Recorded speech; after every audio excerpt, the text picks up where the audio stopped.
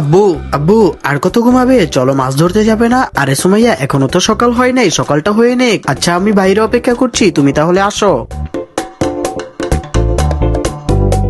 এই তো এখন তাড়াতাড়ি চলো। আরে আব্বু দৌড় দেও দৌড় দেও। আরে আমি দৌড় দিতে পারবো না, আমি আস্তে আস্তেই হাঁটবো। আব্বু অনেকক্ষণ তো হয়ে গেল, আমরা মাছ পাচ্ছি না কেন? আরে চুপ থাক, কথা বললে মাছ আসবে না।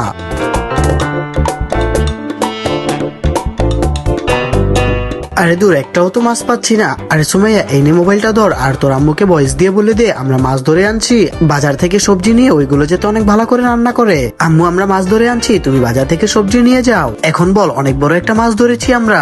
আম্মু আমরা অনেক বড় একটা মাছ ধরে ফেলেছি। এই তো এখন বাজার থেকে একটা মাছ কিনে নিয়ে যাব।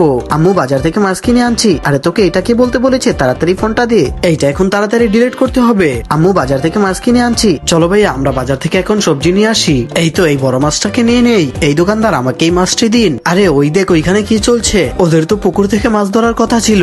সুমাইয়া তোর আম্মুকে কিন্তু বলবি না আমরা যে মাছ কিনেছি। ঠিক আছে আব্বু, তুমি যেভাবে বলবে সেভাবেই হবে। আর তারপরে কি হলো তা জানতে হলে ভিডিওটিতে লাইক করে চ্যানেলটি সাবস্ক্রাইব করে দাও, আর পার্ট 2 লিখে কমেন্ট করে দিও।